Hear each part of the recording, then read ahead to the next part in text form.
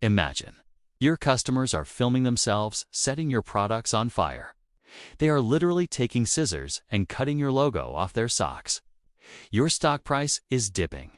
The President of the United States is tweeting that your brand is getting killed, and half the country wants to delete you from existence. Most CEOs would be hiding in a bunker, calling their lawyers, and preparing a massive public apology. But at Nike headquarters, they weren't panicking. They were probably opening a bottle of expensive champagne because they knew something that most business owners are too terrified to admit: to become a legend. You don't need everyone to love you. You just need the right people to never, ever forget you. Nike didn't just sell a pair of sneakers. They sold a middle finger to the status quo.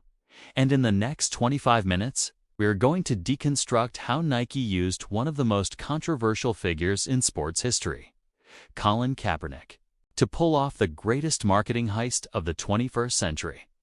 This isn't just a story about shoes. It is a masterclass in business, technology, and social proof, and how outrage can be turned into a $6 billion gold mine. Let's set the scene. Go back to 2018. Nike was, and still is, the undisputed king of the mountain. They were sitting on a revenue of over $34 billion. But there was a problem. A quiet, creeping problem that every giant faces eventually. They were becoming safe. They were becoming the dead brand. While Adidas was getting cool with Yeezy, and Under Armour was grabbing the hardcore athletes, Nike was starting to look like a massive, soulless corporation. They had the athletes, they had the tech, but they were losing their edge, you see? In the world of high-stakes business, being fine is actually a death sentence. If everyone kind of likes you, nobody really fights for you. Nike needed to reclaim their soul. They needed to remind the world that they weren't just a garment company. They were a movement. But how do you do that when the world is more divided than ever? Do you stay neutral? Do you play it safe and talk about cushioning technology and breathable mesh? Most brands would say yes. They would spend millions on focus groups trying to make sure they didn't offend a single person from California to Florida.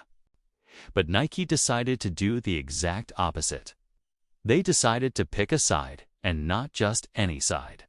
The most dangerous side in America at the time. Enter Colin Kaepernick. Now, you've lived through 2016 and 2017. You know the name. He was the quarterback who started kneeling during the national anthem to protest racial injustice. It was a lightning rod issue. People were furious. Families were arguing over Thanksgiving dinner about it. It wasn't just sports anymore. It was politics. It was identity. It was us versus them. Kaepernick hadn't played in the NFL for over a year. He was essentially blackballed. For a sports brand like Nike, associating with him was considered business suicide. Their contract with him was actually about to expire. The internal team at Nike was split. Some executives wanted to cut him loose quietly, to avoid the headache. But then, a small group of creative rebels inside the building had an epiphany. An aha moment that changed marketing forever. They realized that the very thing people hated about Kaepernick was exactly why Nike needed him. He represented the sacrifice. He represented the ultimate version of their 30-year-old slogan, "Just do it." Because if you're not willing to lose everything for what you believe in, do you actually believe in anything? This brings us to the insight key. Nike realized that market fit in the modern age isn't about reaching 100% of the people. It's about owning 60% of the people so deeply that they would walk through fire for you.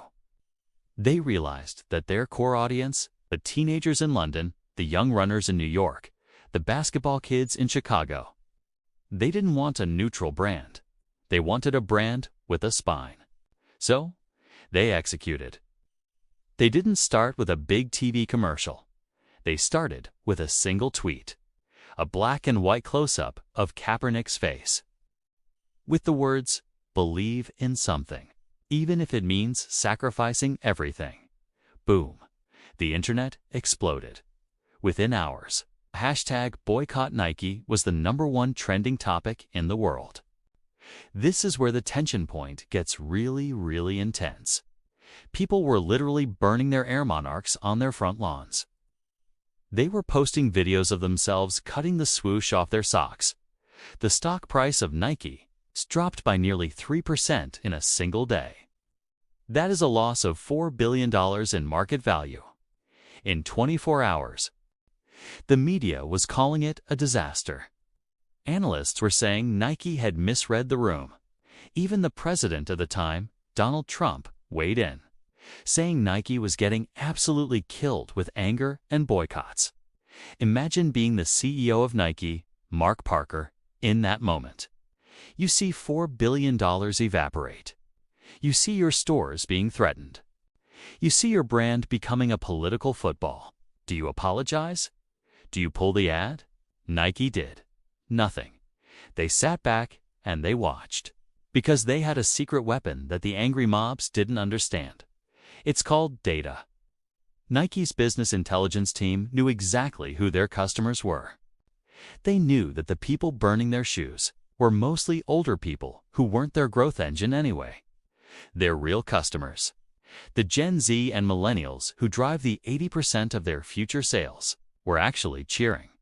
For every person burning a shoe, were 10 more kids saying, "Yo, Nike is actually legendary for this." And then, the real results started pouring in. This is the part that makes every MBA student's jaw drop. Within 3 days of the ad running, Nike's online sales didn't go down. They jumped by 31%. Read that again, 31%. The social proof was overwhelming, while the outrage machine provided $43 million worth of free media coverage. Nike was quietly vacuuming up all the market share. By the end of the year, Nike's stock price didn't just recover. It hit an all-time high. Their revenue grew by billion after billion. They didn't just survive the resistance. They monetized it. What is the Pelajaran, the framework here? It is simple, but brutal. If you try to talk to everyone, you end up talking to no one. In a world of infinite noise, polarity is a superpower. Nike stopped selling rubber and leather and started selling identity. They realized that a brand is not what you say it is. It is what the customer feels when they wear it. When a kid puts on a Nike shirt after that campaign, they aren't just going to the gym. They're telling the world, "I stand for something. I remember." Back in those years, I was talking to a friend who owned a small e-commerce shop. He was terrified of posting anything opinionated on his Instagram. He wanted to be vanilla. He thought that if he didn't offend anyone, he would sell more. But his sales were flat. He was boring. I told him about the Nike case. And he finally took a risk. He shared his subjective opinion on a controversial industry topic. He lost 100 followers instantly. But he gained 50 customers who bought everything he had in stock. That is the relevance for you. You don't need $1 billion budget to use this mindset. Whether you are a freelance designer, a small startup founder, or just trying to build your career, you have to ask yourself, am I a blockbuster? Trying to please everyone with late fees and safety?